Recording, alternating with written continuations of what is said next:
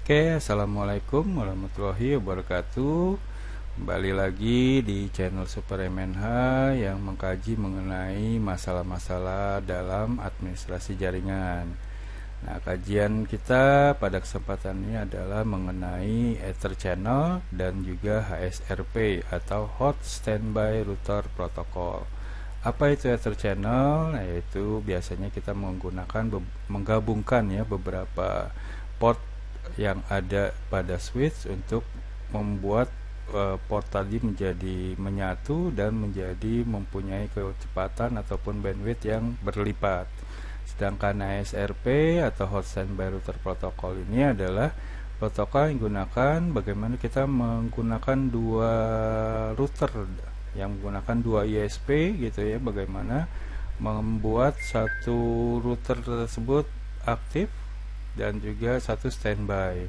Nah, nanti saat terkendala di router masternya itu kemudian secara otomatis akan berpindah ke ISP backupnya atau cadangannya. Nah, itu kita menggunakan metode HSRP dalam hal ini. Oke, pertama kita akan bahas mengenai Ether Channel. Apa sih itu Ether Channel? Nah, seperti di gambar ini dia menggabungkan beberapa port yang ada di switch dalam hal ini.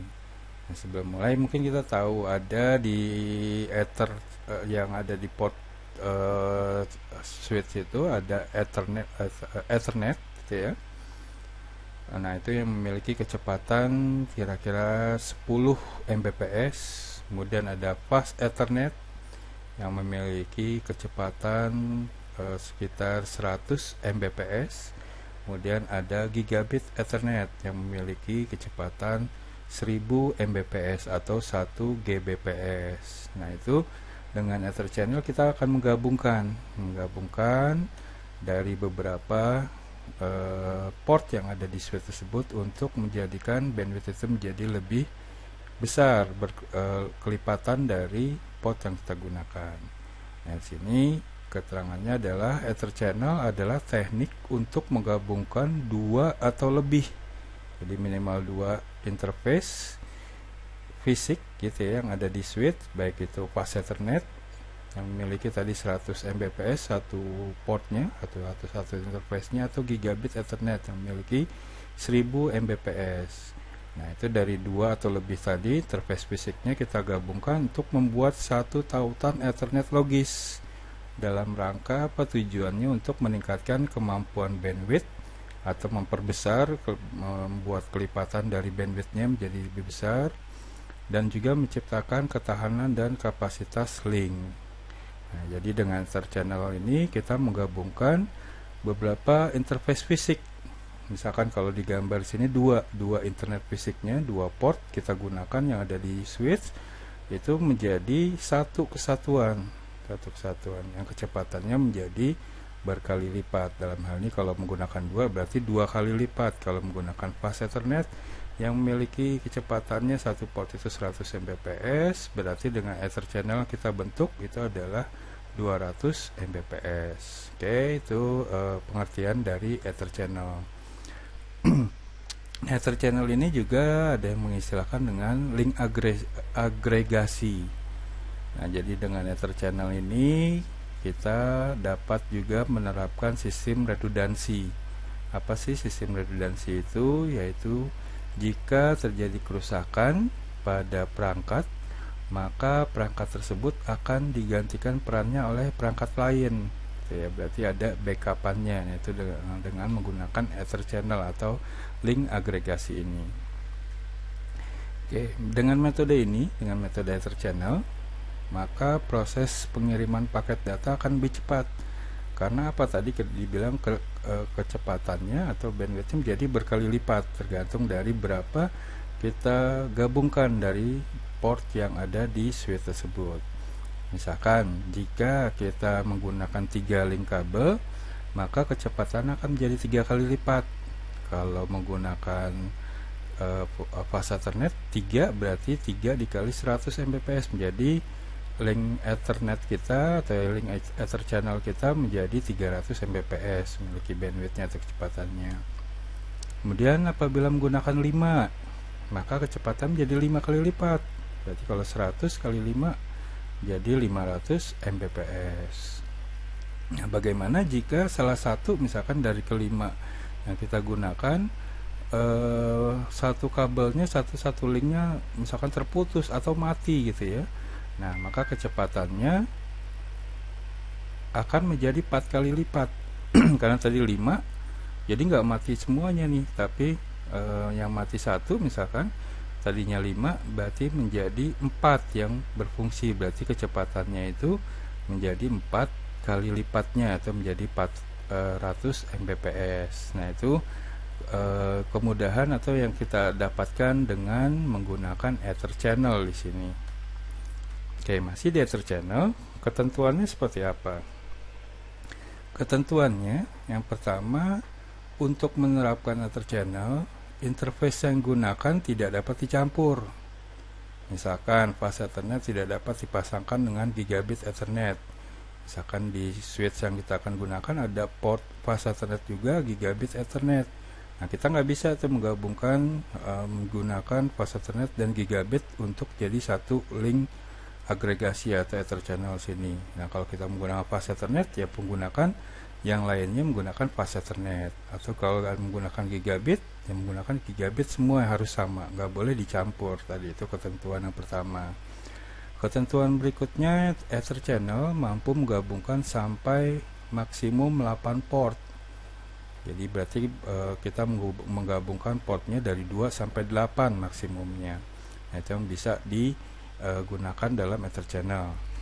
Nah, berarti hingga 800 Mbps kalau kita menggunakan fast Ethernet. Kemudian bisa sampai 8 Gbps kalau kita menggunakan gigabit Ethernet channel dalam hal ini.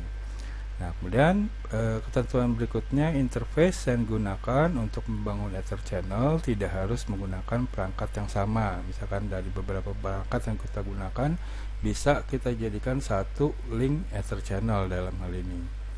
Oke, kita lanjut ke ketentuannya.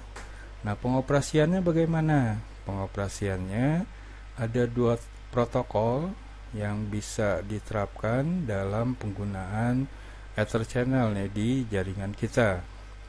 Yang pertama ada PAGP atau Port Aggregation Protocol. Yang kedua yaitu Link Aggregation Control Protocol atau LACP. Nah, kita lihat satu-satu. Yang pertama PAGP nih atau Port Aggregation Protocol.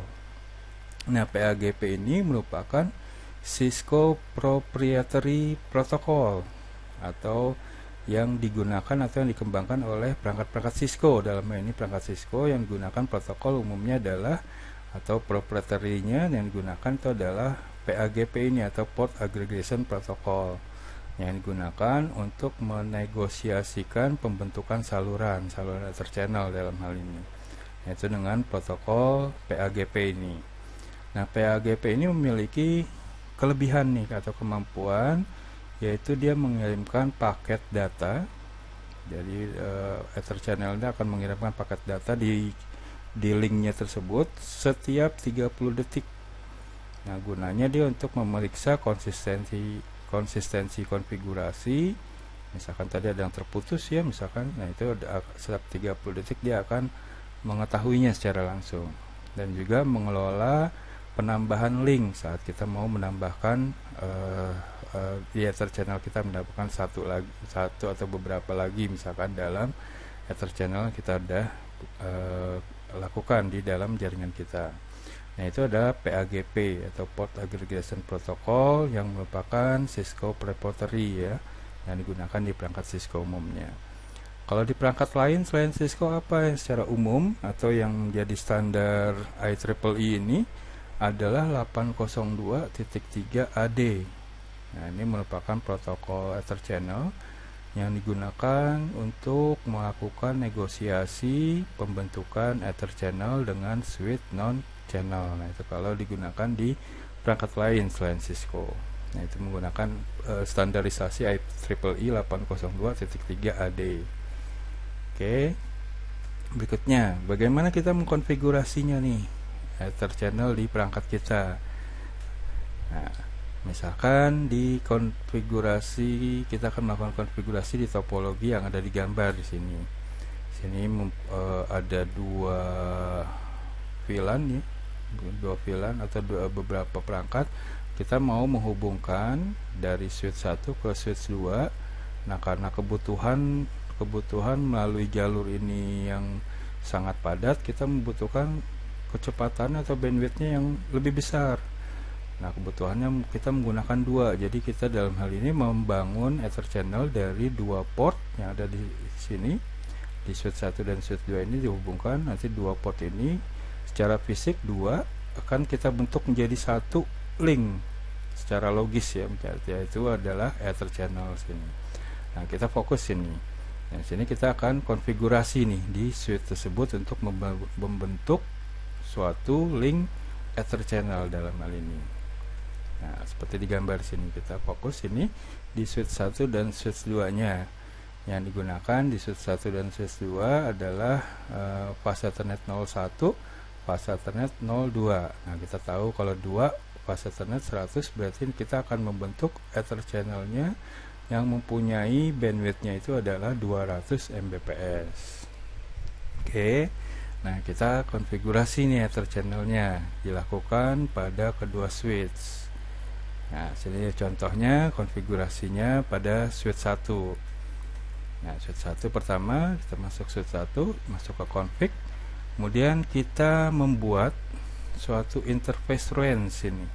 Yaitu tadi kita gunakan fase Ethernet 01 dan 02. Berarti kita menggunakan atau membuat interface range fase Ethernet 0/1 strip 2. Berarti range yang kita gunakan adalah dua port di sini, port 01 dan 02. Oke, setelah masuk ke config interface-nya, interface range-nya, kita berikan speed-nya nih.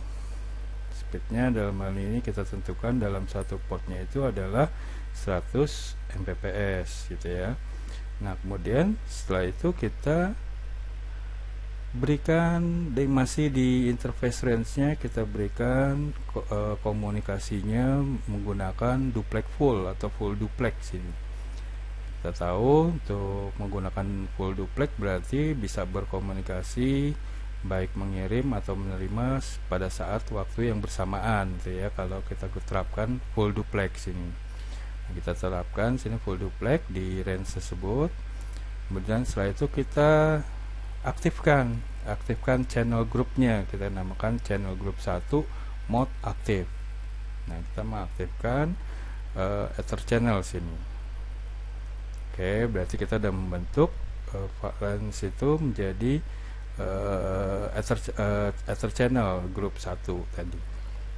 Setelah itu kita keluar dari interface range tadi, kita exit dan kita masuk yang udah kita interface yang udah kita buat sekarang, bukan range lagi tapi adalah channel groupnya, yaitu masuk interface port strip channel 1. Nah, kita terapkan di channel 1. Jangan lupa di materi kita sebelumnya mengenai VLAN-nya. Nah, kita terapkan switch port mode terangnya dengan perintah di interface tersebut switch port mode terang. Dan berikutnya kita masukkan atau kita terapkan switch port terang natifnya, yaitu native VLAN-nya, yaitu VLAN 99. Dan setelah itu low, jangan lupa dengan perintah switch port terang low untuk VLAN 10, 20 dan 99 yang diizinkan melalui mode terang tadi, mode terang di Ether channel kita.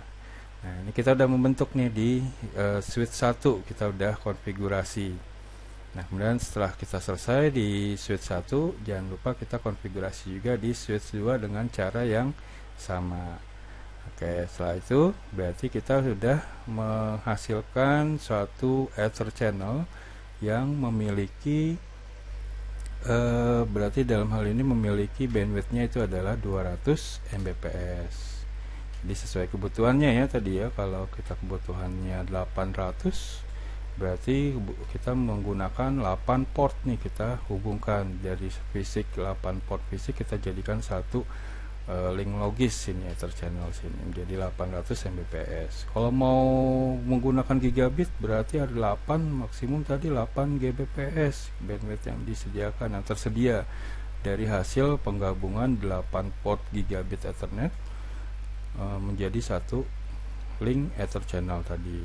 Oke, itu Ether channel. Nah, kemudian setelah kita konfigurasi atau kita mau mengecek konfigurasi Ether channel di jaringan kita menggunakan tiga perintah di sini untuk memverifikasi Ether channel.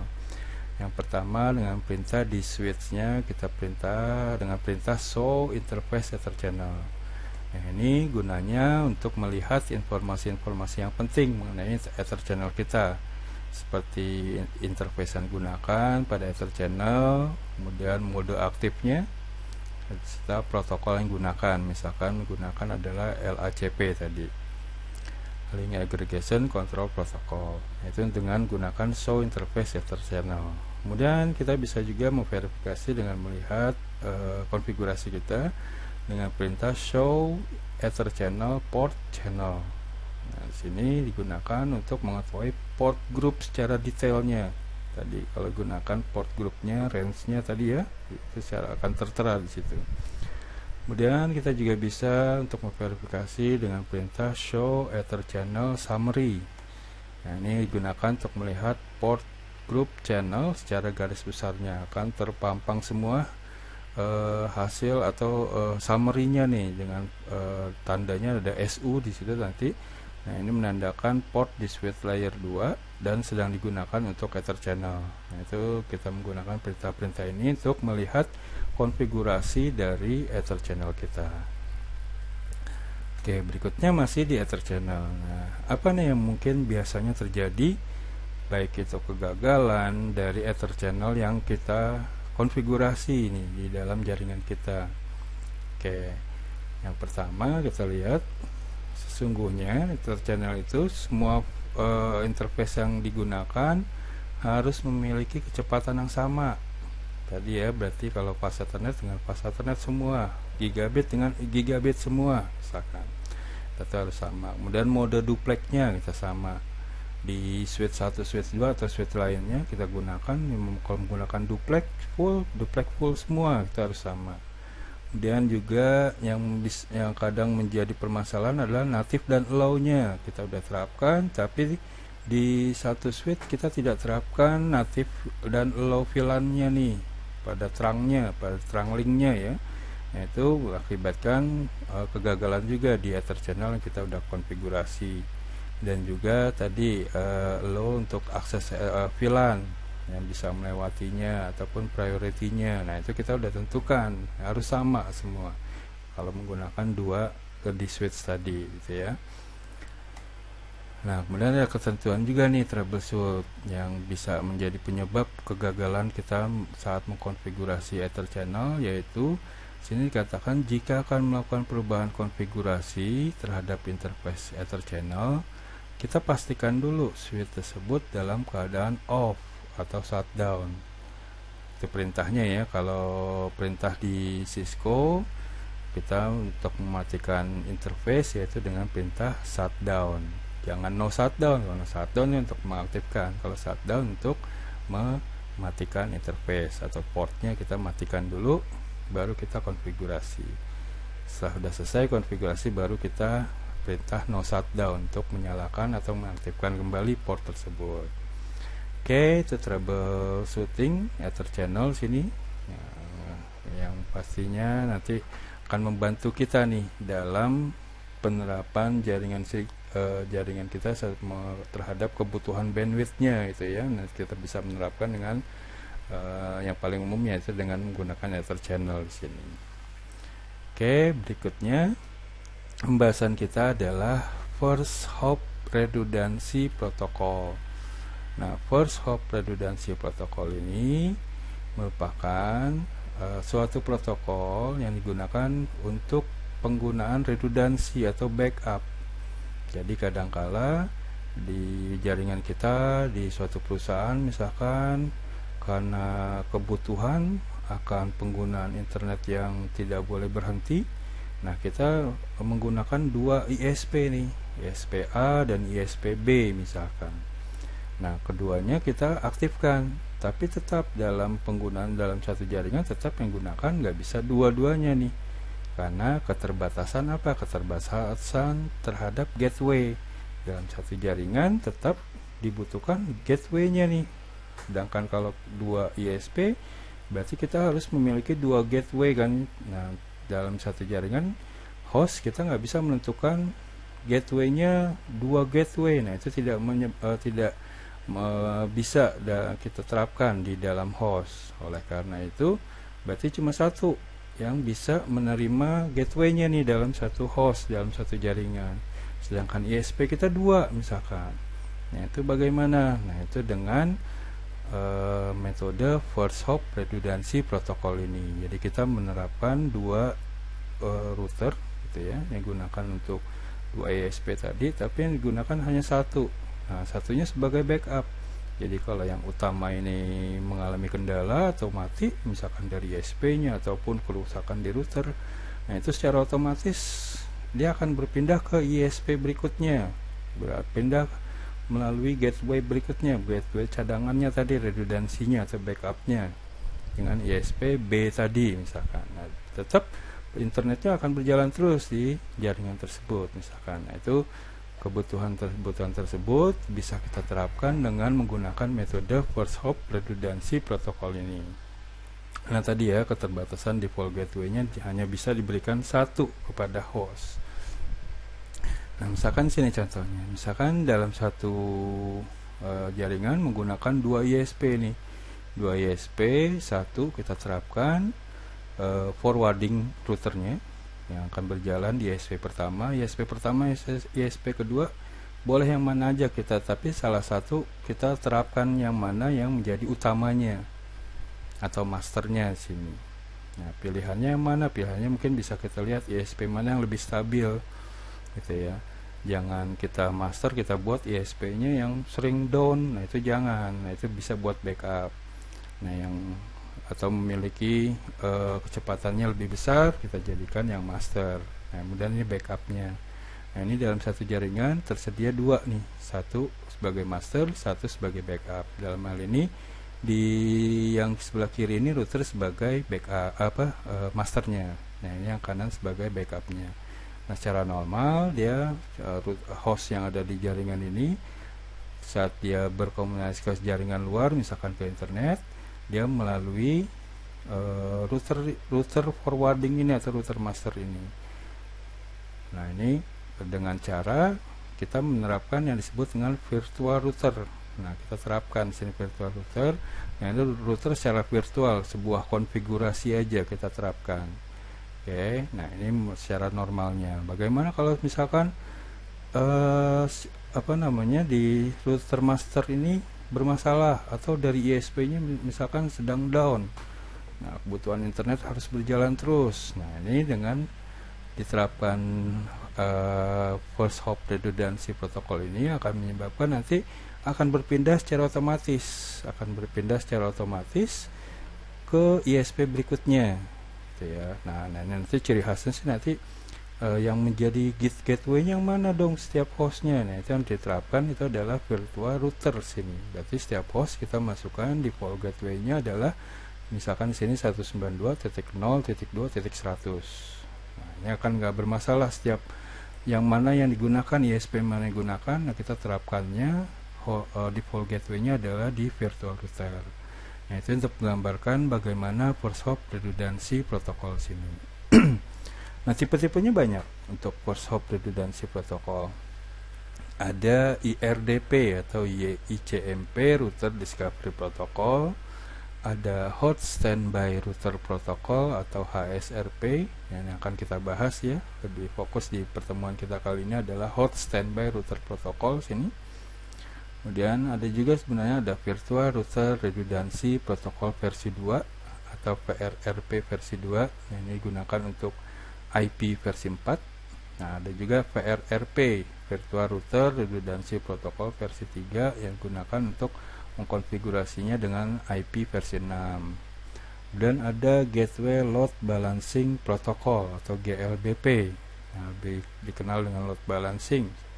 Nah, itu untuk versi IP versi 4. Kemudian ada GLBP, Gateway Load Balancing Protocol untuk IP versi 6. Nah, dan kita kembali lagi sini yang akan kita fokus yaitu HSRP atau Hot Standby Router Protocol. Ini sama untuk tipe-tipe dari Post Hop Redundancy Protocol. Oke. Kita masuk ke HSRP tadi atau Hot Standby Router Protocol. Nah, sini tadi kita terapkan di jaringan kita menggunakan dua ISP atau HSRP sini, yaitu kita terapkan R1 ini dengan default gateway-nya. Kemudian ini untuk R2 gateway-nya. Kemudian kita terapkan di HSRP itu sama menggunakan virtual router. Kita konfigurasikan di kedua router ini menggunakan kita konfigurasikan virtual routernya. Nah, di sini kita berikan default gateway-nya 172.16.10.1. Jadi semua host di sini kita terapkan default gateway-nya yaitu yang IP dari virtual routernya. Oke. HSRP menyediakan layanan gateway default untuk host tadi, untuk satu sebagai master, satu sebagai cadangan atau backup. Nah, gateway yang digunakan pada host merupakan alamat virtual gateway sini tadi ya, 172.16.10.1 misalkan. Nah, ini kita terapkan di host-host yang ada di dalam jaringan semua. Kita terapkan gateway default gateway-nya adalah yang IP dari virtual router. Jangan yang ini, walaupun ini sebagai master, tapi tetap kita masukkan ini sebagai default gateway-nya atau disebut dengan virtual gateway. Nah, jika terjadi kegagalan terhadap router master, maka router standby yang akan aktif seperti tadi. Misalkan ini R1 kita buat sebagai master, sedang mengalami kendala atau ISP-nya sedang down misalkan, nah dia secara otomatis akan beralih ke router standby di sini misalkan. Nah, itu adalah HSRP.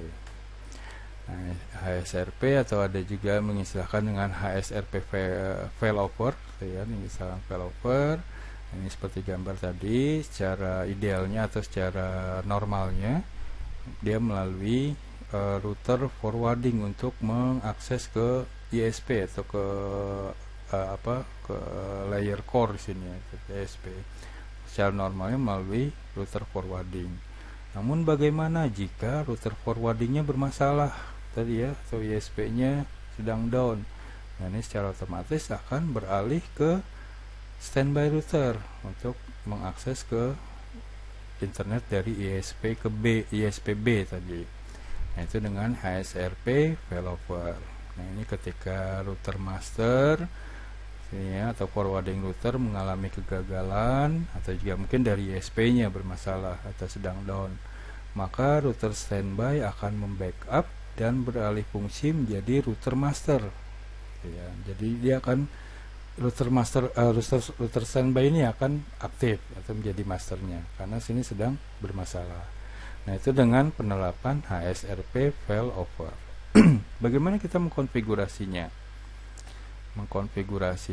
Jadi misalkan tadi ada menggunakan routernya tetap dua, virtualnya itu kita konfigurasi aja tetap menggunakan misalkan dua ISP, router A dan router B. Ini silakan mau gunakan sebagai masternya router A atau router B. Namun pilihannya bisa kita lihat dari kedua ISP yang ada mana yang lebih stabil, gitu ya, yang lebih stabil atau yang lebih memiliki kecepatan lebih baik. Nah, kita terapkan sebagai master dan yang satunya lagi kita terapkan sebagai backup. Nah, misalkan contoh di sini router A, router B, kita anggap misalkan router A nanti sebagai master, router B sebagai backup. Nah, di sini dengan perintah preempt. Nah, perintah preempt di router di sini kedua router atau di router salah satunya ya, di router yang akan menjadi router aktif atau router master, kita gunakan perintah preempt. Ya, gunakan untuk memastikan router A ini ya contohnya tadi menjadi router aktif atau berarti dalam hal ini nanti di router A saya akan berikan perintah preamp, berarti router A menjadi router master. Konfigurasi gimana? Pertama di router A kita masuk config, kita masuk ke interface-nya. Interface-nya digunakan, misalkan ada interface fast Ethernet 0/1. Setelah masuk config interface-nya, kita berikan IP address. IP address untuk di router A sini ya, bukan virtualnya, router A-nya. Kita terapkan di router A IP address-nya sebagai default gateway di router A 10.1.1.2, subnet masknya 255.255.255.0. Oke, itu berikan IP address. Kemudian standby-nya untuk virtualnya kita gunakan IP 10.1.1.1. Ini menggunakan untuk IP virtual routernya tadi. Kemudian priority-nya kita terapkan standby 10, priority 110 atau 110. Dan setelah itu kita terapkan preamp-nya tadi, standby 10 preamp. Nah, berarti di router A ini kita jadikan sebagai router master. Jadi nanti setiap yang melewati dari router virtual sini tadi ya, dia akan melewati ke yang memiliki, yang sudah kita berikan perintah preamp tadi, dia akan memiliki atau melewati secara normalnya melewati router A berarti di sini, karena kita sudah terapkan preamp di sini. Oke, itu aja mungkin materi saya bisa berikan untuk kesempatan kali ini dalam kajian mengenai masalah-masalah di administrasi jaringan ya. Oke, sebelum saya tutup, saya ucapkan terima kasih yang sudah menonton video ini. Jangan lupa seperti biasa like dan subscribe ya yang belum subscribe, agar setiap saya upload video-video yang berkaitan dengan materi-materi mengenai jaringan komputer ataupun administrasi jaringan komputer itu bisa kalian dapatkan secara cepat atau langsung ada ada pemberitahuannya. Oke, gitu aja. Sebelum saya tutup, saya ucapkan terima kasih sekali lagi. Semoga kalian dapat memahami apa yang saya terangkan di materi pembelajaran kali ini ya. Oke, saya tutup dengan ucapan Assalamualaikum warahmatullahi wabarakatuh.